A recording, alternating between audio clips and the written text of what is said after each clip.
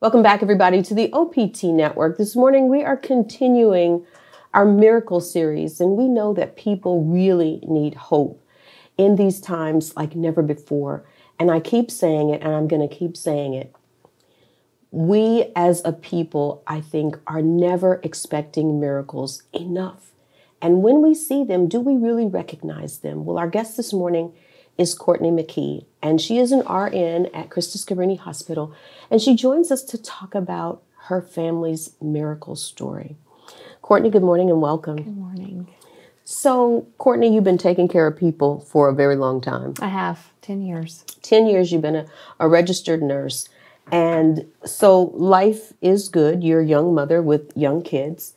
And, of course, it gets hot in Louisiana. It does. So take me back to that July 11th day. Well, I'm a registered nurse, like you said, and I had a few shifts in a row to work. So a few shifts in a row. So my small children, my small boys, wanted to go to my mother's house to spend a few days with her, and she has an in-ground pool. So we talked to the boys about the pool, to not get near the pool unless my mother was around. Mm-hmm. And how old are your boys at the time? At the time, my oldest was 7, and Max, he was 2.5. Mm-hmm. And so he really hears you say, don't get near the pool, but he doesn't really hear you say. Right. And he talks so well for his age, and he would assure us that I not go near the pool. So it was told to him repetitively, don't go near the pool.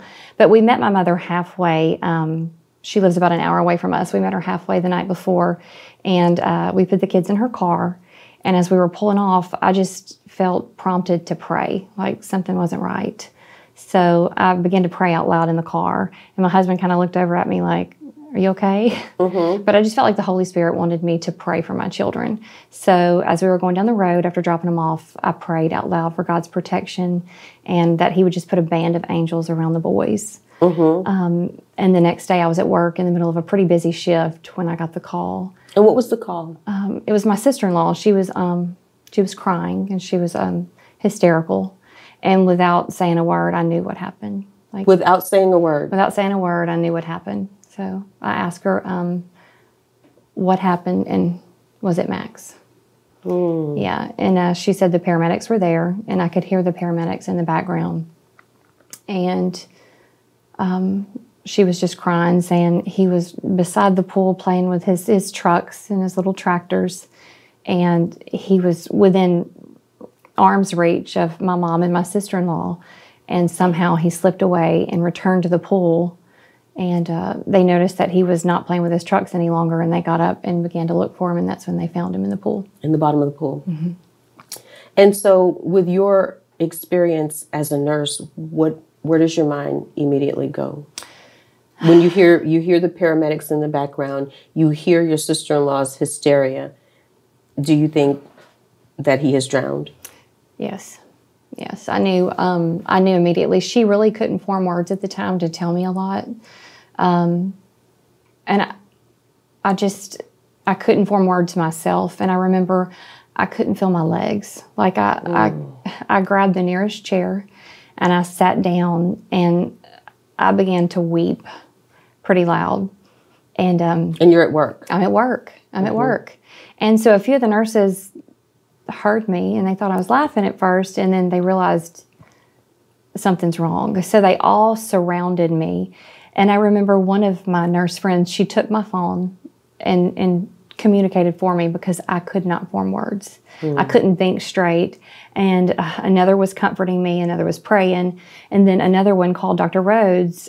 He's my children's pediatrician, and they were communicating with him about what happened. At that point, have they kind of figured out what's going on? Yes. Yes. Well, the one that took the phone was telling the other staff members what happened. And, you know, when you work so many shifts together, you become a family. So they were hurting too. They were. And so how do you figure out the next moves, and how do you figure out what is actually happening with Max? Is he sustaining life, or has he transitioned? I remember in that moment, you hear of stories of parents saying they went completely numb. And I really couldn't process my thoughts. And I was just numb all over. And that's why I'm so blessed to be in the medical field and have friends that could speak that language for me. And they were communicating with the paramedics and Dr. Rhodes. And Dr. Rhodes told him, I want him to go to Rapides so we could be in the pediatric intensive care. Dr. Rhodes was communicating with a paramedic about, you know, his oxygen levels and his vitals. And so the ambulance began their journey to the hospital, and I knew the nurses started to pack up my things, and I knew I had to get over there to be with my baby. And when you get there, what happens? It was hard. I beat the ambulance there. But on the way over there, I remember just weeping in the car. And I just prayed, God, please don't take my baby.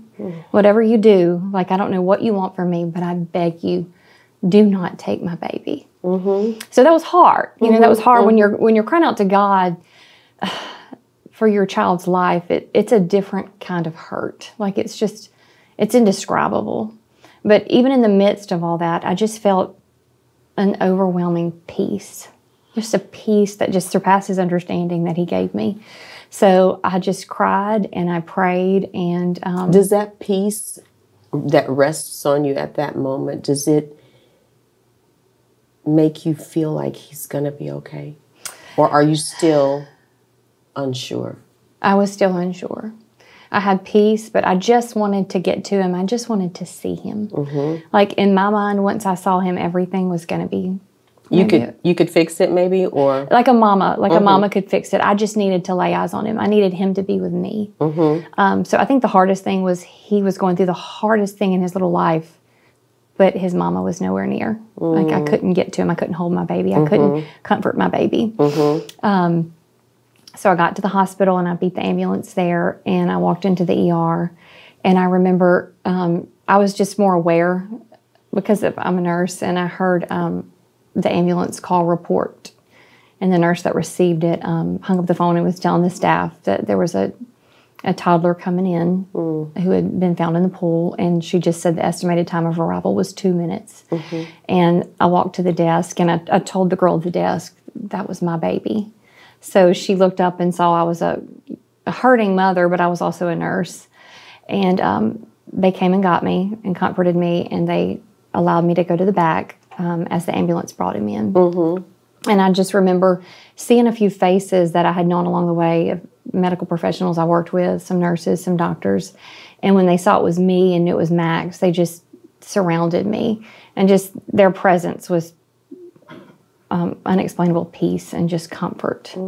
Yes, it was. I feel like God, you know, ordains our steps, and He ordained every one of those individuals to be there that day for me and for Max. But they took me to the room, the trauma room, and what happens when you lay eyes on Max when they're, you know, when they're taking him out of the ambulance? I didn't see them remove him from the ambulance. I was in the trauma room waiting on him. So when they rolled him in, there were so many people in the room. Like when they call a level 2 trauma, there's a ton of key players in the room. There were physicians, there were nurses, there were respiratory therapists.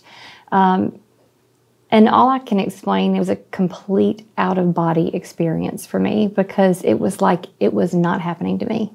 This was like a television show or something, but this was not my reality. This was not happening to my baby. So I remember I kept backing up in the corner of the room as they were, you know, the team surrounded him. And I couldn't form words. Yeah. So one of the physicians walked up to me and he asked the kind of pool. Was it a salt water? Was it a chlorine? Because that affects their plan of care.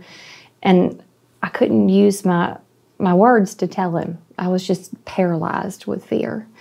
But after what seemed an eternity, Dr. Mata, who is an amazing physician, his bedside manner, his compassion is just unparalleled. But he walked up to me and he said, "Mama, go hold your baby." Oh. Yes. And so I walked over to the stretcher and they lifted Max. And I felt like Max was almost lifeless at that point. But they lifted Max and he had, you know, tubes and wires and IVs and monitors. And they let me sit on the bed and they put him in my arms. And it was just like the first time I ever held him. But I began to weep and pray aloud. And I just kept saying, Max, Mama's here. Mama's here. And I remember looking up, and a few of the staff members were crying. So he's without a doubt a miracle. So after he was stabilized in the ER, we were... Hold that thought. Okay. We're going to take a break here. This morning, Courtney shares Max's miracle and her family's miracle. Our guest is Courtney McKee. She is an RN, and we'll have more of her story on point right after this. Welcome back, everybody, to the OPT Network. We feel like it's such an incredibly important time for all of us to know that God is still in the miracle working business. Our guest this morning is Courtney McKee, and we're talking about her miracle son, Max. And so you're sitting on the bed and you're holding Max, and his body is lifeless, and you're praying. But so at that moment, if you can really take yourself back to that moment, are you saying, God, please save him? Or are you thinking, he's not going to make it? At that moment, I knew that God had already touched my baby. I knew he was going to be okay. I did. I just remember I just cried and kept saying over and over, because my words failed me at the time, Mama's here. Mama's here. That's all I knew to say in the moment was Mama's here, because he's a mama's baby. He's a mama's boy. And I prayed out loud, and I just remember some of the staff with tears in their eyes. And one man in particular that I haven't seen since the accident, I remember him weeping. Yeah, he had big tears in his eyes. And so when do you lay him down so that they can work on him? Well, they had already finished what they needed to, and at that point we were transitioning to pediatric intensive care. So from the ER to pediatric intensive care, they allowed me to hold him. And I held him as they transported us to the intensive care unit. And he was admitted to intensive care for a few days. And what did they tell you about the nature of what has happened to him? Well, his vitals were stabilizing at that point, but with the x-ray, his lungs were full of fluid. They were full of water, and the lining of his lungs were swollen. They were enlarged. So Max probably had been in the water for a little while. But after we got to the pediatric intensive care, Max began to say words and form words. And as a nurse, my mind went, before that, is he going to be okay, brain-wise? Was he deprived of any oxygen? I started thinking as a nurse again, not just a mama. So long-term effects, I didn't know what was going to go on with Max. But so many people came together and prayed, and we had so many guests that came to the hospital. This was pre-COVID, and they prayed with us and prayed for Max. And Max, hour by hour, began to show signs that he was doing better and going to be okay. That night in intensive care, it was just me and the baby, and he began to struggle again to breathe. So I remember the nurses staying in all night and keeping the doctor up all night, because with a drowning, sometimes the fluid will continue to go back in the lungs. So even after the accident, the lungs can continue to pull fluid in. But he had a really hard night, and I just remember laying across his bed, and I just prayed once again for God to intervene and take over and heal his lungs and breathe life back into those lungs that he was struggling with. And it was the next morning that Max started acting like Max again. Really? He did. And so you were a woman of faith before this. And so how then do you really put your faith out there? Because you probably have been through a lot of things and seen a lot of things, especially as a nurse. But now you need your faith to work for your baby. Right. And that's hard. I grew up with my grandparents in the ministry. And so, you tell people all the time you're praying for them and you're standing in faith for them and you believe in miracles. But when it comes to yourself. To yourself. And your baby. And your baby. And I love people, and I love to help people or fix people. But it was me. I had to help myself. I had to show my faith. And miracles are when God steps into the natural and does something supernatural. Absolutely. And he did that day for us. He stepped into the natural. He prompted me to pray the day before for God's protection. And through him prompting me to pray, I know that's what saved my baby. I know it was him that saved my baby. I had so many people reach out to me after the accident, some being parents whose children had survived drownings, and some that weren't as fortunate. But they still, in the midst of their hurt, reached out to us and reached out to me and prayed for my baby through their struggles and their trials. And it was just hard to know that my child had to go through that. You know, because the days after the accident were not easy. The months after the accident were not easy. He was scared sometimes, and I would lay in bed and I would wake up with a nightmare and go to his room and make sure he was still okay. There's just so much healing that takes place after a tragedy. Wow. Yes, that's so much healing. And that's what we forget sometimes. When somebody comes out of a tragedy, on the other side of a tragedy, there's so much healing in the There's the miracle, but then there's the point after the miracle. Right. Like processing what happened. The PTSD that people go through after a tragedy. There's so much after an accident, after a trauma, after a tragedy that you have to cope with. So that's when you still have to cling to your faith and know that this is going to be a part of your testimony, but it's going to be hard. Wow. There's going to be hard days and there's going to be easy days. And so what do the doctors tell you about Max's recovery? Max was a miracle. Max was a miracle. We saw a pulmonologist after, and Max had no signs of being a drowning victim. Yeah. His lungs were perfectly fine. His brain was fine. He was, within a few days, he was just as lively as ever. And so what kind of trauma comes to Max from being at the bottom of that pool? And is he able to understand what happened? He was. Like, he still talks about the accident to this day. But for a while, and he's 4 now. He's 4. And he'll still just randomly want to talk about the accident. But in the days after the accident, when we were home, he didn't say a lot at first. And then out of the blue, he explained that he wasn't scared when he was in the pool because Jesus was in the pool with him. And Jesus held him. Wow. And how does that blow you away? I believe every bit of it. Like my husband and I looked at each other when Max said that. He just out of nowhere. Out of nowhere. Because, I mean, this is a 2-year-old. Right. And yes, we go to church, but, you know, he doesn't know a lot. His understanding of Jesus. And he just to out of the blue say, I wasn't scared because Jesus held me. And then he later, he wanted to call my mother because he was with my mother when the accident happened. And he wanted to know if Jesus was still at her house. And then he also asked what happened to his hands. And what did happen to his hands? He said that when Jesus held him in the pool, he had bobos and scratches. Yes. Really? Yes. And so when you looked at his little hands, where did that take you? Oh, man. Because there's no reason why his hands should have been scratched at all. Should they have been? No, it was he was talking about Jesus' hands. Like Jesus' hands. Jesus' hands. Yes. He wanted to know why he had bobos and scratches. Yes. Just conviction. And we were in church not long after that, and he told our pastor the same thing. He was still looking for Jesus because Jesus is his friend that held him in the pool, and he wanted somebody to tell him why Jesus had bobos and scratches. Yes.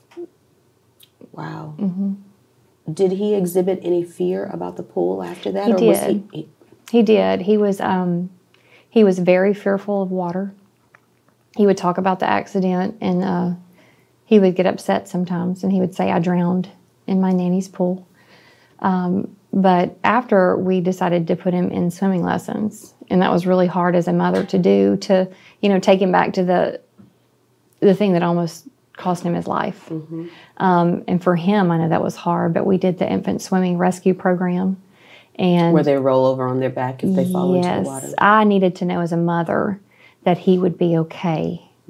At what point could you all make that decision that he needed to be able to survive if something like this should ever happen? The reality of what happened was just so hard to process. And you hear about children drowning, but you don't think it'll happen to you because you are going to watch your children or you're going to tell them about the dangers of a body of water. But it takes less than 30 seconds for you to lose your child forever. Or in Max's case, he wasn't returning to the pool to get in. They think by what they found floating in the water that maybe he returned to get some water for his little trucks that he was playing with, and he just leaned over and fell in. So, and then afterwards, I was researching for hours and for days about drowning, and I didn't know that it was the #1 cause of death for children under 5. So it was just like, I have to help Max be able to rescue himself, but I have to save all the babies. Like, I have to save all the children. So the more we talk about it and educate parents that it takes seconds for you to lose your child forever around water. And it's when you're distracted by your cell phone or conversation that accidents happen. Absolutely. How did your mother process what happened? It happened at her pool on her watch. She had and it's not because she wasn't paying attention. It happens so quickly in so many cases, but she still has to live with it happened on my watch. She had a really hard time, and I'm telling you, her healing was hard because, I mean, she loves her grandchildren more than anything.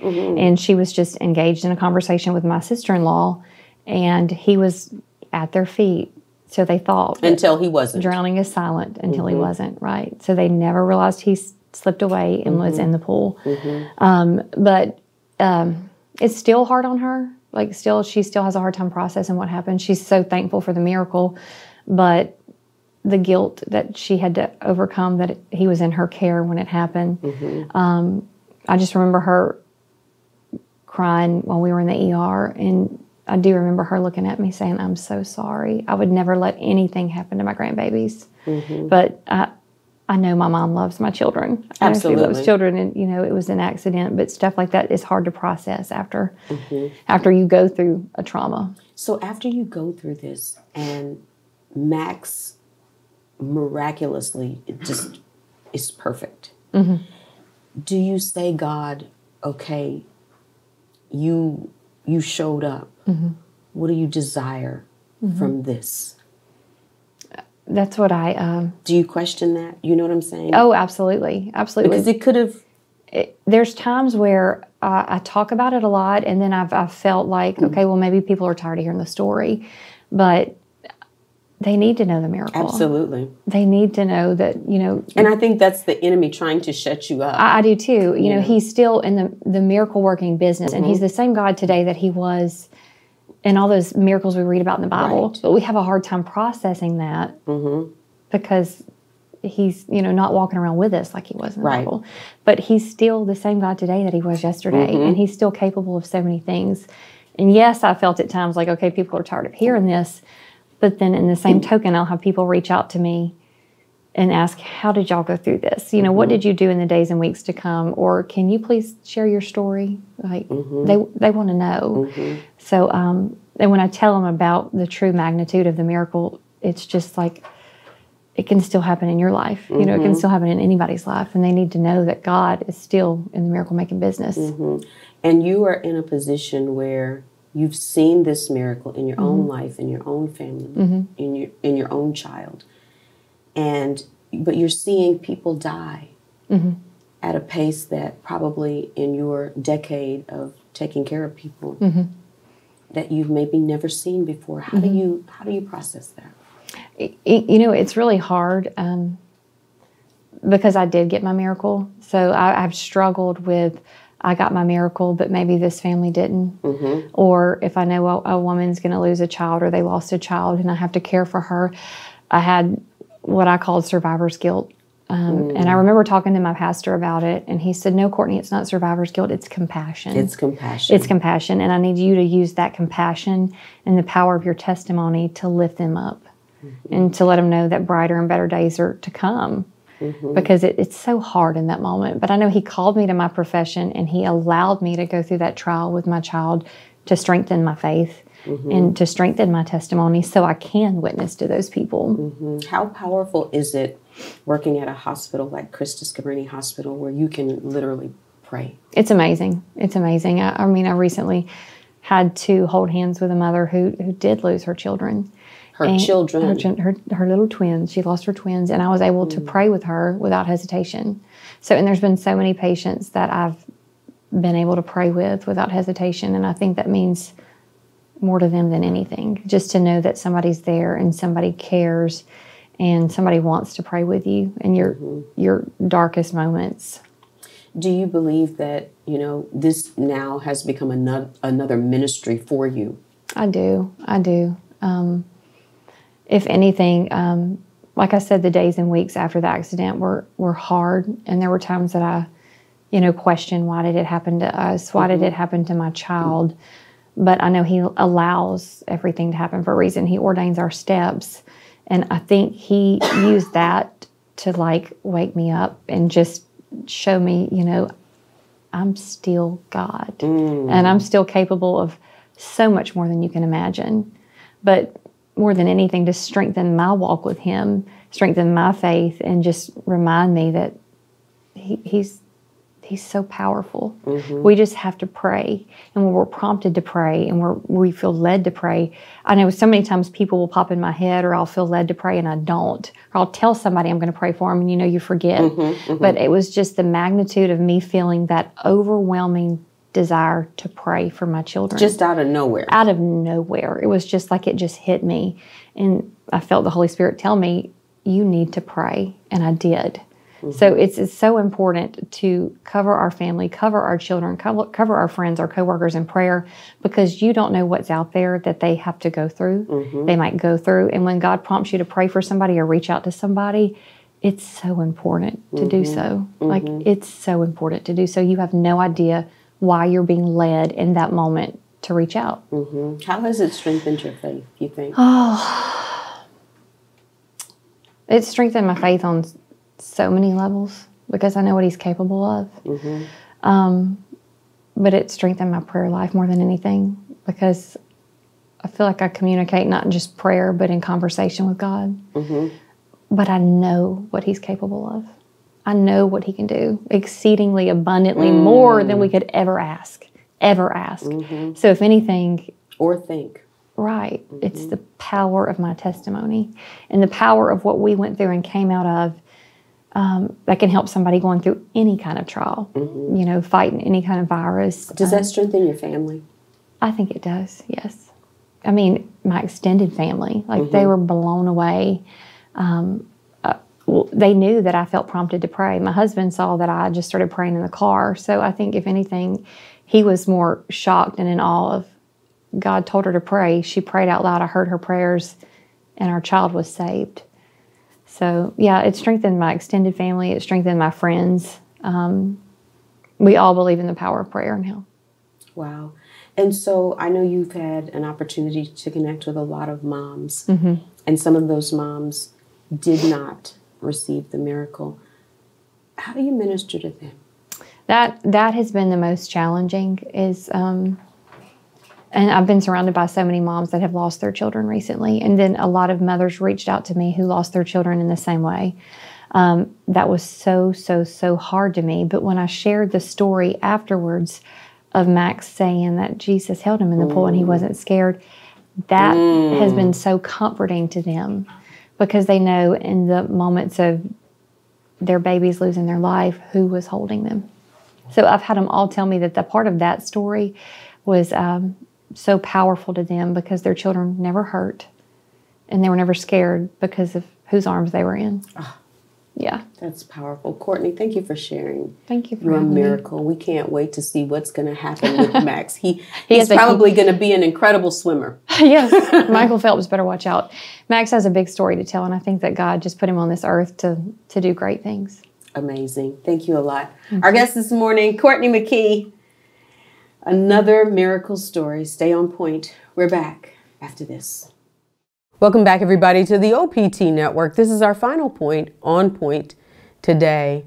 The good news of Jesus Christ reigns. Every time we can hear a story of God literally showing up. God is always with us if we believe that He is. But when you hear little Max's story, and you get a vision of him being at the bottom of the pool, everybody on the scene in horror, thinking that he probably may not survive. And if he does survive, will he be brain damaged? Will he be forever changed? And miracle after miracle after miracle happens on this journey and in this process. And then when you hear Mac's testimony of not being afraid, because at the bottom of that pool, Jesus was holding him. Now keep in mind, Max is only 2 years old. And I love what Courtney said. Yes, he goes to children's church, but they're primarily just playing. And when he recounts, I wasn't scared because Jesus was at the bottom of the pool holding me.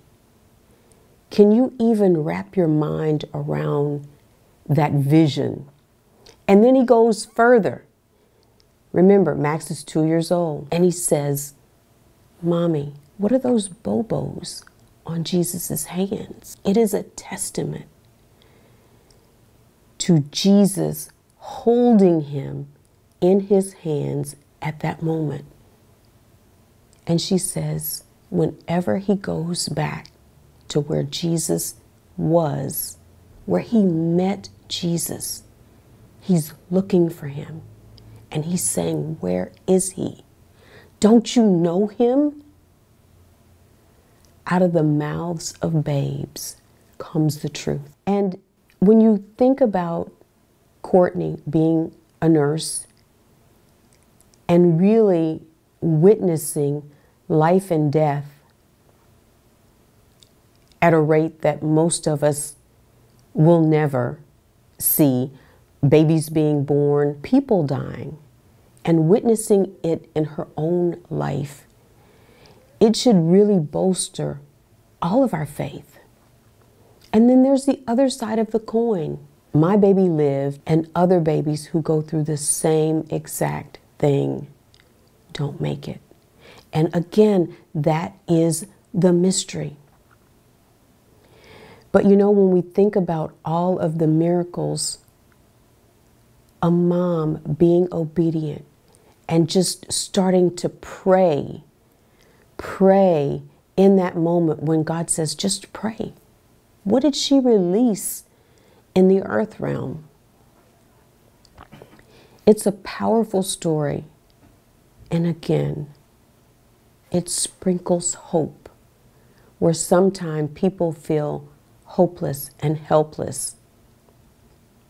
Again, the peace of God that surpasses all understanding. I believe 2021 is going to be a year of more miracles and more testimonies, and we hope that we will be able to share more stories of people experiencing the supernatural. You know, I had said before, miracles happen all the time. Your heart beats, it's a miracle. But miracles are, I believe, when God adds the super to the natural. And it is absolutely inexplicable to people who are looking in, and they try to find a reason why this thing happened. But the only reason that they can find, people say, well, I got lucky. You know, it was just the luck of the draw. No. God showed up on the scene and performed the supernatural. And we have all of these accounts, and there's so many out there, and there are so many more that are going to happen. We got to be looking. We got to be expecting. And most importantly, I don't think we can get disheartened when we don't see the miracle happen, when we don't see healing like we thought we would. We just keep standing in our faith, and we keep trusting that God hasn't forgotten how to perform miracles. We just forget to expect them, praying, but we're praying, maybe. Yeah, we have to stand in faith. And we believe that just the vaccination for COVID-19 is a miracle. In any other case, you know, scientists and epidemiologists tell us how long it takes to churn out a vaccination. This is a miracle. We just have to keep looking to the one who knows everything about everything and the one who is still in the miracle working business. Again, we just are so blessed by each of these stories, and we hope that their testimony goes out into the earth realm and creates an expectation. And notice I keep using that word, an expectation for more miracles.